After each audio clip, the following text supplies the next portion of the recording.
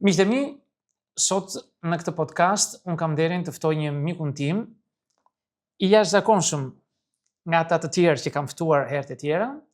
Ai është doktori i shkencave Rustem Paci. Përshëndetje. Mirë se të gjeta.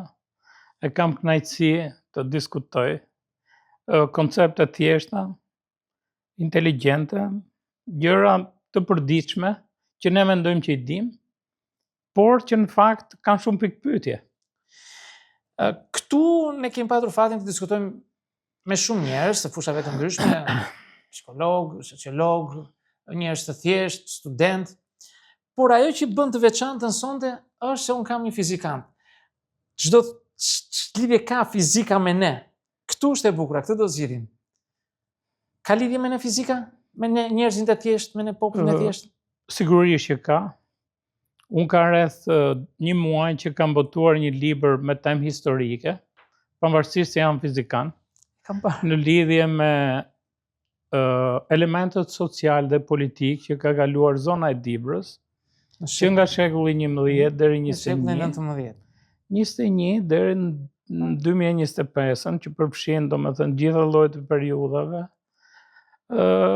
Këtë e kam bërë për faktin që dua t'u jap dibranëve diçka të thjesht, element që secili duhet i di, pra si është zhvilluar e zonë, elementet që lidhen me jetën e përditshme, siç kanë qenë koncepti i maleve Dibrës, oxhaqet, si ishin të ndara koncepte bazë, të cilat pothuaj kanë shoqëruar që nga pushtimi otoman i Dibrës, rreth shekullit 15 deri në shekullin e 21, që për mua historia më interesante është pjesa që i takon Ahmet Zogut, i cili në moshën 17 vjeçare mori pjesë në pavarësinë e Shqipërisë dhe më tej ambicia e tij për të patur Shqipëria një zhvillim bëri që ai të bëhet dhe mbret e Shqipërisë. Nga ato që kam lexuar unë, ishte interesante fakti që shumë veta mendojnë që ai u bë për ambicie personale, vodhi arin, vodhi shumë gjëra, gjë të cilat mua nuk më rezultojnë. Ajo që kam arrit kuptoj është që ai krijoi një mbretëri, jo për planin e tij personal, por kuptoi që Shqipëria ka konflikt të brendshëm shumë të madh. Konflikt i cili është pak a shumë i ngjashëm sot mes dy partive të mëdha, por që në atë kohë vetmja zgjidhja që ai të merrte vendime të mëdha ishte krijimi i një mbretërie. Dhe po të vësh re është një periudhë që u krijuan shumë institucione, shteti pati një fytyrë perëndimore, pasaporta ishte europiane, monedha ndroi në të gjithë botën, krijoi shumë elemente që i dhanë Tiranës dhe sot e kësaj dite elementet më qytetarë që ka Tirana vinë nga ajo periudhë. Dhe prandaj gjithmonë ka një lidhje mes fizikës dhe shumë faktorëve tjerë të jetës. Kështu do dalim. Tek fizika. Korrekt. A ka fizika, ose si themi, ndikon fizika në jetën tonë të përditshme si njerëz të thjeshtë? Ju parafruat pak, po? Unë mendoj që fizika është një element bazë për njohjen e jetës. Jo në faktin që fizika ka disa ligje që fillojnë me Newtonin, me njëri të madh, dhe përfundojnë në fizikën moderne që është kuantikja, e cila po shkojnë në atë drejtim që po bën dhe lidhjen mes materjes dhe jo materjes, që në një hapësirë me shumë dimensione, shumë fizikantë kanë tentuar të shkojnë dhe në konceptin e ekzistencës së Zotit. Megjithëse kjo në fakt duket sikur është jo fizike, si metafizik, por në fakt fizikanët e mëdhenj të gjithë kanë besuar në ekzistencën e Zotit. Fizika është ajo shkencë që të përgatit për jetën në çdo aspekt. Nëse ti je një fizikan i mirë, mund të adaptohesh në çdo lloj pune, sepse ti njeh thelbin e jetës. Para disa kohësh unë kisha vënë një status në Facebookun tim fare thjesht, ku ndryshon fizika me kimin. Dhe ajo hapi një debat shumë interesant. Pra, ku është ndryshimi mes këtyre shkencave që sot fatkeqësisht po lihen pas dore për një fakt shumë të thjeshtë që brezi i ri nuk ndjen nevojën e zhvillimit të shoqërisë, sepse po zhvillohet teknologjia dhe inteligjenca me një shpejtësi aq të madhe sa që kjo po krijojnë breza të cilëve ju mungon elementi bazë për përballimin e jetës. Profesor, duam ta bëjmë më të thjeshtë, sepse e rënduam çik dhe njerëzit do thonë kush e di çfarë po thonë ata atje. Tani po flasim dhe po bërtasim inteligjenca artificiale, diella, motrat e diellës, vëllezërit e diellës do dalin të mbushin vendin. Në gjithë botën, s'ka rëndësi. Ajo që unë duhet pyes, a do e zvendësoj inteligjenca artificiale fizikën? Do bëjmë fizikë në shkollë se njëri ka marrë frikë fëmijët në shkollë. Është një pyetje shumë interesante. Aktualisht inteligjenca artificiale është në fillimet e veta. Në këtë moment ka dy elemente bazë të saj. Shpejtësia e madhe e përpunimit të informacionit, edhe sasia e madhe e përpunimit të informacionit. Por problematika do vi në momentin që inteligjenca artificiale do filloj të prodhoj ide. Sepse deri në këtë moment nuk më rezulton që inteligjenca artificiale prodhon ide. Deri në këtë moment, inteligjenca artificiale ka rolin e disa sekretarëve ekselente. Atë punë personalisht mendoj atë punë që do të bënin 10 deri në 15 sekretare. Inteligjenca artificiale i bën për një kohë shumë më të shkurtër dhe shumë më shpejt se ato. Me një cilësi të jashtëzakonshme të përpunimit të atyre informacioneve që ti ke. Por është shumë e rëndësishme mënyra se si ti i kërkon këto nga inteligjenca artificiale, sepse inteligjenca artificiale në fundit do zgjidhë atë që është praktika më e mirë për ta implementuar për ato element që ti do. Nuk është se në këtë moment ajo do arrijë të krijojë një ide të re. Në momentin kur do filloj të krijoj ide, atëherë situata do të jetë më komplekse. A do t'ju duhet njerëzve të mësojnë kaq shumë dhe sa rëndësishme është që njerëzit të studiojnë sot? Me thënë drejtën, këtë problemun e kam edhe me fëmijët e mi. A duhet t'u themi fëmijëve që të mësojnë? A duhet t'u themi fëmijëve që duhet të mësojnë fizikë? Apo duhet t'i përballojmë, t'i mësojmë të përballojnë jetën dhe të jenë të lumtur? Kjo pyetje e madhe. Është para disa ditësh pyeta një kolegen time se e pash që ishte shumë e lumtur. I thash, çka ka ndodhur? Tha, goca fitoi shkollën, tha, për arkitekturë, tha, siç e kishte shumë dëshirë. Shumë mirë, thash, urime, suksese. Por, me thënë drejtën e thash, me kohën që ka ardhur, ChatGPT-ja në këtë moment arrin të ndërtojë gjithë strukturën sipas nevojave që ke ti në ndërtim. A mendon që do ta gjej veten goca në të ardhmen që do përballet me këtë proces? Përgjigjja e saj ishte shumë interesante. Dëgjova. Unë kisha një shoqen time, tha, që e ndaloi gocën që të shkonte në shkollën që donte. Dhe fëmia, tha, u zhyt në depresion. Nuk jam i shqetësuar, më tha, shumë për shkollën dhe si do jetë e ardhmja. Mjafton, tha, që goca ime të jetë e lumtur. Dhe me thënë drejtën, kjo përgjigje më pëlqeu. Po, atë përpiqemi dhe ne, sepse kjo zyrë që ne po bëjmë këtë podcast, është zyrë terapie për njerëz që kanë nevojë. Dhe atë që kërkojmë dhe atë që luftojmë të gjithë, është që njerëzit të gjejnë lumturinë e tyre. Korrekt. Dhe kjo është qëllimi i gjithë njerëzve, të gjejnë lumturinë. Megjithatë, unë po kthehem përsëri aty ku na dhëm ne, te fizika.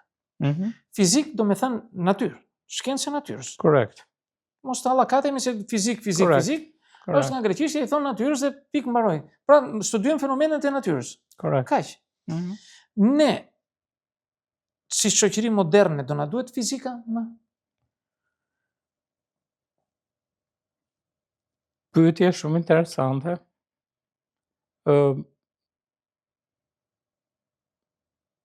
Fizika të ndriçon mendimin. Ti je përgatitur, në qoftë se kupton fizikë, je i përgatitur për çdo anë të jetës. Mençuria është një faktor që ta jep Zoti, por në qoftë se ti këtë mençuri nuk di ta gdhëndësh në atë formën e duhur për ecjen përpara, është disi e vështirë që të arrish ato elemente objektiva në jetë. Fizika është ajo lëndë, ajo degë, e cila bën pikërisht këtë lloj mprehje të mendimit. Fizika nuk është lëndë e thjeshtë, është lëndë e vështirë dhe shumë veta nuk kanë arritur ta kapërcejnë këtë lloj vështirësie, sepse është e gjerë, është me elemente që lidhen me koncepte, dhe sot shoqëria jonë po tenton më tepër drejt imazhit se sa drejt konceptit. Dhe mungesa e objektivit në jetë për konceptet fizike, mendoj që do të çojë në një ulje për krijimin e ideve që lidhen me faktorët e natyrës.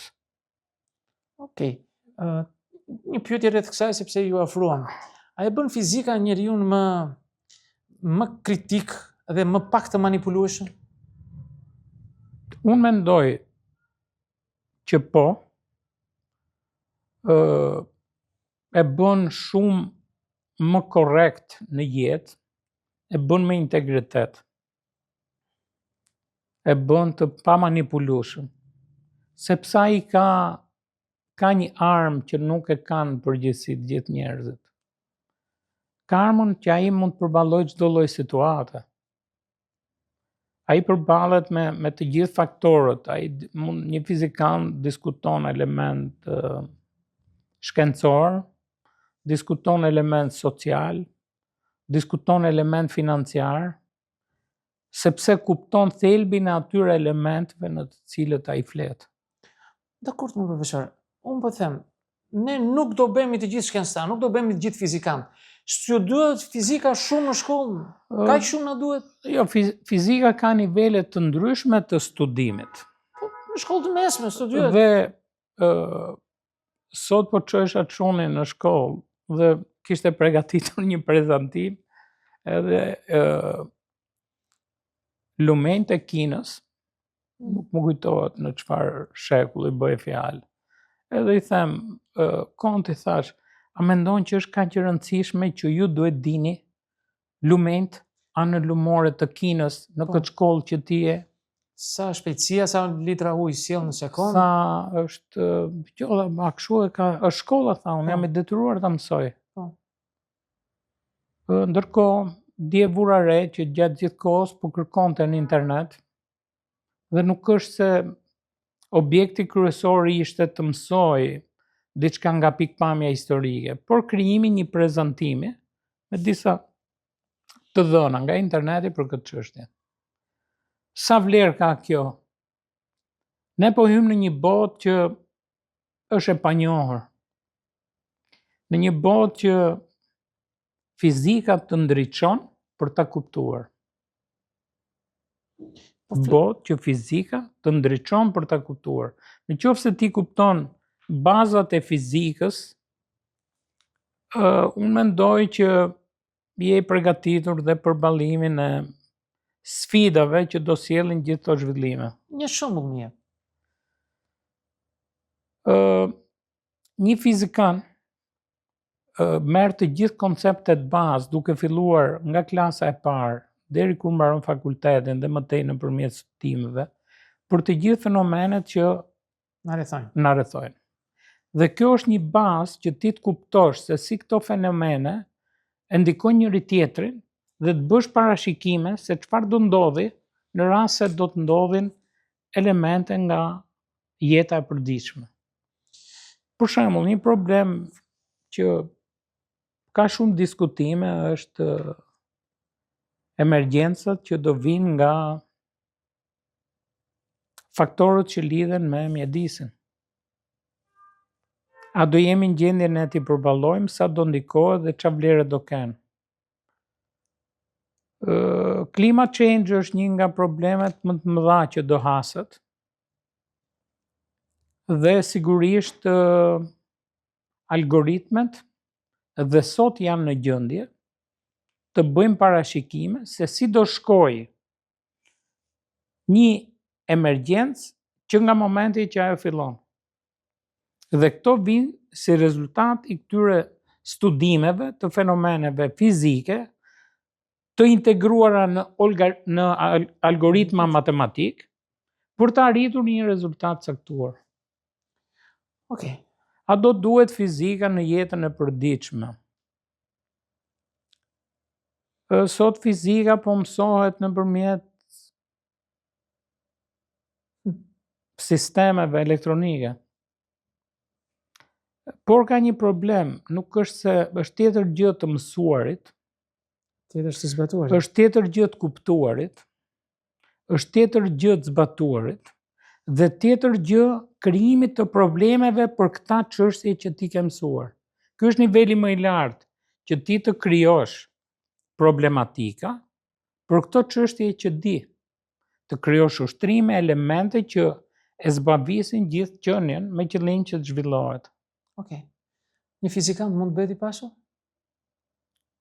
Sigurisht që po. Nëse. Me konceptet që ai ka. Një fizikant e ka shumë të thjeshtë se shumë veta të tjerë për të bërë i pasur. Por shumica e fizikanëve, për mendimin tim, humbin në një fushë të caktuar dhe thellohen aq shumë pa i dhënë rëndësi fushës financës.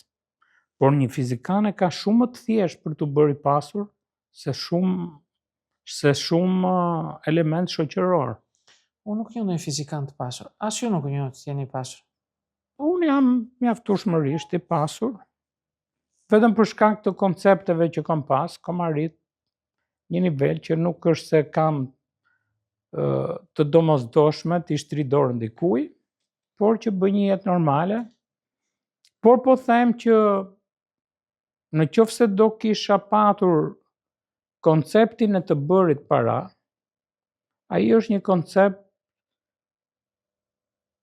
që do kisha pasur patjetër sukses. Në qoftë se e mban mend, në fillimet e veta, demokracia kur erdhi, biznesin e filluan njerëz jo shumë të pjekur nga pikpamja, Po të guximshmi. por të guximshmet dhe ecën përpara, Duke riskuar etj. Tani janë stopuar. Janë stopuar për një arsye shumë inteligjente, që mungon menaxhimi. Ka mbajtë pika e ngopjes? Dhe ke biznese që kanë para s'din ç'bëjnë, ke bizneset që janë të zhvilluara dhe janë të bukosur, dhe shumica e bizneseve për mua kanë falimentuar në momentin që janë zgjeruar, se nuk kanë kapacitet e menaxhimi. Dhe ky për mua është një nga problemet e mëdha dhe nesër kur të hyjmë në Europë. A do jetë biznesi jon aq i aftë në linjë me të gjithë elementet që kërkon biznesi perëndimor për të përballur me jetën? Nuk e di. Nuk më duket që kanë këtë lloj aftësie. Ka disa biznese që u zhvilluan, ishin nga të pa formalizuar, u formalizuan, por para disa kohësh kisha dhe një prezantim të thjeshtë që si do ishte më mirë të kemi një shtet të fortë apo individ të fortë. Personalisht jam për atë që ne duhet kemi një shtet të fortë rregullator, ku institucionet, agjencitë që rregullojnë të gjithë aktivitetet të jenë të fuqishëm me kompetencë në termat e njohurive, aftësive, sjelljes, marrëdhënies, Dhe një biznes I cili duhet kishte një zhvillim në standarde të caktuar. Vetëm kjo është mënyra që ne do përballim biznesin evropian. Ne kemi zhvilluar goxha shumë krahasuar me 30 vite përpara, por akoma nuk jemi në ato nivele që duhet ishim sot. Sepse këto njerëz që kanë këto biznese, që kanë këto të ardhura, që kanë këto rezerva në financiare, tani duhet të marrin njerëz që kanë inteligjencë me qëllim që t'i zhvillojnë ata më tej. Nuk ecet më me riskun e fillimit, që unë po merrem me biznesin frigoriferit, njëri me lavatricen, njëri me diçka tjetër me shërbime. Sot biznesi duhet të jetë shumë më inteligjent. Si e shpëton fizika jetën tonë të përditshme? Si e shpëton? Fizika nuk E kam fjalën te aparaturat mjekësore. Aty më pak më shumë mund të them që skanerat, rezonancat, këto janë thjesht fizike pastër, mendoj unë. Që... Korrekt. Unë bë disa ditë që po merrem me një proces për sa I takon vendosjes së disa lenteve optike, dhe më ka bërë përshtypje që sa zhvilluar teknologjia në këtë fushë.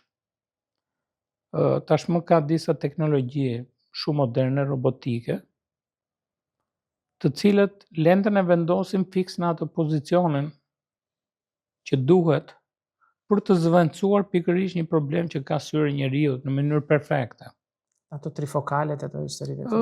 Qoftë një fokale, qoftë trifokale, pozicioni vendosjes bëhet nëpërmjet sistemeve automatike që ka vetë pajisje. Po kështu përdorimi I skaneve, ti the një gjë shumë interesante. Unë po t'jap një shembull spektakolar. Ma jep. Qeveria shqiptare para 3 vjetësh ka dërguar në një qytet të nivelit të dytë, ndoshta edhe të tretë, një pajisje grafi të nivelit 2023 në atë kohë, ose 2022, s'm kujtohet. Bashkohorja. Ishte prodhimi më I fundit. Imazhe me ngjyra, me një ekspozim fare të thjeshtë, imazhin mund ta marrësh, ta përpunosh, ti heqësh indet e buta, të lësh vetëm indet e forta, kockën. Ta marrësh kockën, ta rrotullosh në dimensione në pozicione të ndryshme për të pas një imazh sa më të pastër. Dhe gjitha kjo mund të transmetohej nga ajo pajisje, ose nëpërmjet networkut, që ajo nuk ishte e lidhur, po dhe nëpërmjet niveleve më të larta me Starlink, dhe përgjigja, po aty duhet vinte në atë qytet, që nuk kishte asnjë lloj kapaciteti për të shfrytzuar të mirat e asaj pajisje. Dhe tani çfarë është bërë nga atë kohë për kuriozitetin? Ajo pajisje e kishte një gocë e re, rreth 33-4 vjeç, e trëmbur. Të trëmbte pajisja si? Jo, të trëmbte ajo goca sepse mendonte që këtu ka rezatime, unë po bëj gabim që punoj. Ajo nuk dinte. Si ishte fizikante? Jo, ishte personel mjekësor, teknike imazheriste, por ai nuk kuptonte se çfarë pasuri kishte të nduar dhe se. Eksakt, çfarë zafiri kishte aty. Ajo e kishte frikë pajisjen. Unë e pash. Më kujtohet shumë mirë që në të njëjtin qytet, para rreth 14 vitesh, qeveria kishte dërguar përsëri një pajisje të nivelit të 2011-s të atij viti. Dhe në qoftë se në atë kohë gjeta një teknik imazherist për 60 vjeç, ose ndoshta më shumë, të cilin e justifikova që nuk referonte në asnjë element të asaj pajisje, kur gjeta një vajzë të re të traumatizuar nga rezatimi, kur ajo pajisja nuk kishte as pak rrezatim. Por teknologjia që ajo kishte ishte niveli që ka më të lartin sot Europa. Dhe Shqipëria jo se nuk ka investime. Investimi më problematik në Shqipëri është software-i njerëzor. Dhe me thënë të drejtën, ideja që kishte kryeministri Rama për futjen e inteligjencës artificiale në radiologji është një ide spektakolare, sepse referenca që do përdoret për vlerësimin e imazheve i kalon kufit njerëzor. Dhe kjo është ajo që aktualisht ofron inteligjenca artificiale. Përpunimi i një informacioni shumë të madh për një sasi shumë të vogël për një kohë shumë të shkurtër. Gjë e cila për ne është e domosdoshme dhe kjo do të zëvendësoj, mendoj unë, të gjitha ato pika të largëta ku nuk do kemi shërbime. Inteligjenca artificiale do ta bëj fizikantin më të varur apo më të pavarur? Një njeri inteligjent, inteligjenca mjekësore ose inteligjenca artificiale në përgjithësi nuk është se i jep vlerë. Njerëz që do kenë vlerë në të ardhmen Do të jenë. janë ato njerëz që do prodhojnë ide. Jo ato njerëz që do shfrytëzojnë ide. Inteligjenca artificiale do shfrytëzojë gjithçka. Nuk do t'i lëri hapësirë trurit njerëzor të mbledhit dhëna, se asnjëherë nuk do të jetë në gjendje të konkurojë. Por prodhimi i ideve do ta bëjë njeriu shumë inteligjent dhe shumë të pasur me përdorimin e inteligjencës artificiale. Dhe po të vësh re sot, kudo në nivele të shpjegimit thuhet, mos e përdorni inteligjencën artificiale siç përdorni Google-in dikur. Dhe kjo është absolutisht e saktë. Shumë njerëz e përdoren akoma më përkthe, më nxirr këtë, më bëj këtë tabel. Inteligjenca artificiale ka shumë element për përpunimin e informacionit. Por në qoftë se ti nuk njeh profesionin në të cilin je, kjo e bën shumë të vështirë përdorimin e saj. Të bëj një pyetje ndoshta nuk ka lidhje drejt për drejt me fizikën, por njerëzit kanë frikë të përdorin inteligjencën artificiale për ta pyetur për atë që duan, se thonë na përgjojnë. Dhe këto mund t'i marr policia, mund t'i marr këto, domethënë ka gjëra të tilla aq të frikshme sa njerëzit kanë frikë. Ke dëgjuar gjë? Ke lexuar? Koncepti i inteligjencës artificiale është grumbullimi i informacionit. Për ta përdorur kush? Në përgjithësi do përdoren nga algoritmat e ndryshëm për mbledhjen e informacionit, me qëllim që të arrihet një përpunim sa më të mirë. Kjo do të bëjë që të njohim njeriu më shumë për të marrë të fshetat e njeriu, nëse ai i drejtohet për hera saj? Unë zakonisht përdor një shprehje me kolegët e mi që shpeshherë përpiqem ta gënjej ChatGPT-n që mos krijoj një imazh të qartë se kush jam unë. Nuk e di nëse ke patur rastin të lexosh pa ta bërë para disa kohësh një bisedë fiction me veten. Kam lexuar. Kur më mori në telefon një numër dhe thoshte Ruslem Paci. Meta. Dhe Meta dhe u shokova. Faktikisht, ajo është një realitet që sot mund të ndodhi. Pra, mbi bazën e të dhënave që disponon për fonin, ajo do të krijojë një fon jo ekzistent, i cili mendon si ti. Do të më thuash, a mendon 100%? Ndoshta sot jo, por një ditë do të mendoj. Dhe kjo është një risk shumë i madh, me të thënë drejtën, dhe prandaj problemet e sardhmes do të jenë sigurimi. Qoftë informacionit, qoftë sigurimi fizik, qoftë elementet ndryshme. Dhe unë do thoja që një punë që nuk do vdesi asnjëherë do të jetë sigurimi. sigurimi të dhënave, sigurimi i shumë gjërave, i rrjeteve, i sistemeve, e cila do vi dhe do sofistikohet, do bëhet më e domosdoshme. Është pothuaj jashtëmase e vështirë kjo pikë. Edhe në konferenca ndërkombëtare që unë kam qenë, gjithmonë fundi ka qenë që ku do shkojmë? Është një pyetje që Si japim dot pak përgjigje? vetë kam një përshtypje që shumë element po arriti shoh se si do shkojnë.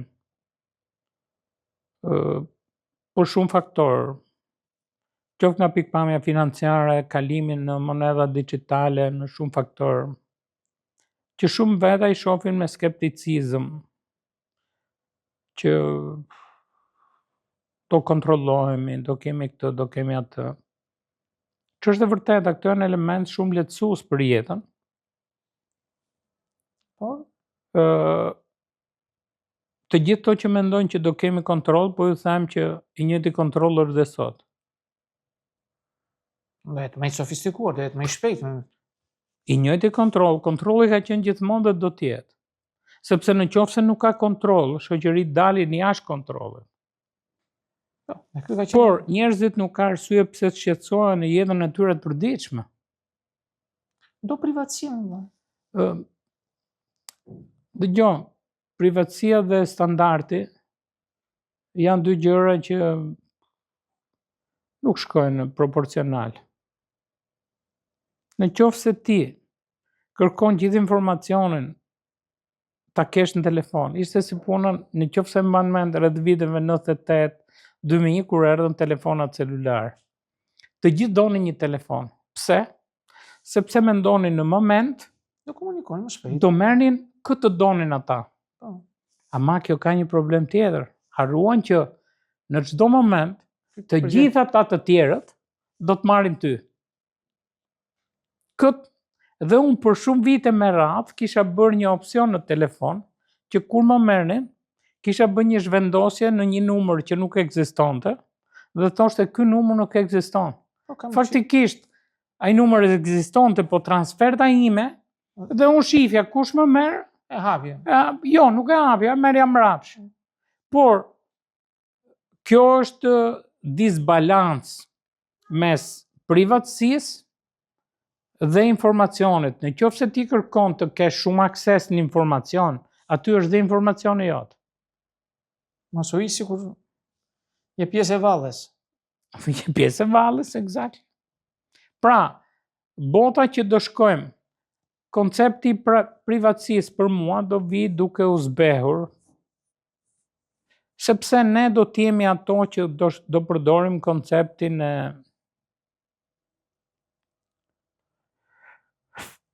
gjithçka e digjitale në shtëpi. Lavatriçen do e ndezim, drita, televizorin, gjithçka. Më bëri përshtypje një koleg që takova nga Korea e Jugut. Ai është francez dhe më tha, Rustam, jam habitur në Kore, tha, nuk po ndërtojnë më kuzhina nëpër shtëpi. Si nuk po ndërtojnë? Jo, tha, nuk ka më kuzhinë. Ushqimi gjithë i vjen me shërbim. Nuk kam sepse do blesh tenxhere, kusi, do bëhesh aromat, shtëpia, është një proces dhe të gjitha ushqimi vjen, ai që vjen tha sjell ushqimin, merr dhe plerat e një ushqimi që të solli më përpara. Do të paralajmërojmë. Do vonoj shumë tek ne, zonja, mos e dëgjoni profesorin, do vonoj shumë. Ndoshta pas 200-300 vitesh, mos e dëgjoni sepse e shikoj që ka panik. Do ngelen telenovela gjithë ditën ose gratë? 200-300 vjet. Unë mendoj për një 10 vjeçar. Unë mendoj më pak se 10 vjet. Do jetë ajo këtu. Po, do jetë më pak, kjo do të krijojë më shumë shtëpi për të jetuar, më shumë hapësirë. Do ketë shumë më pak nevojë për punë. Njerëzit do kenë mundësi të shijojnë më mirë jetën. Se gjithë këto teknologji, fundit do rrisin cilësinë e jetës. Për ato që thonë do ngelim pa punë, ku do ham, ku do pim, gjithçka teknologjia është në shërbim të zhvillimit të shoqërisë. Nuk do kemi nevojë, të gjithë do kenë shtëpi. A do jenë të lumtur të gjithë, këtë nuk e di. Sepse objektivi i jetës është të jesh i lumtur apo të kesh para. Këtë pyetje po e lë për ju ta diskutoni në shtëpia tuaja, duke falendëruar profesorin për të gjitha këto që na tha. Profesor, të urojmë punë të mbar, suksese. Faleminderit. Dhe fëmijëve sigurisht suksese në shkollë. Faleminderit. Miq, miru takofshim në podcaste të tjera.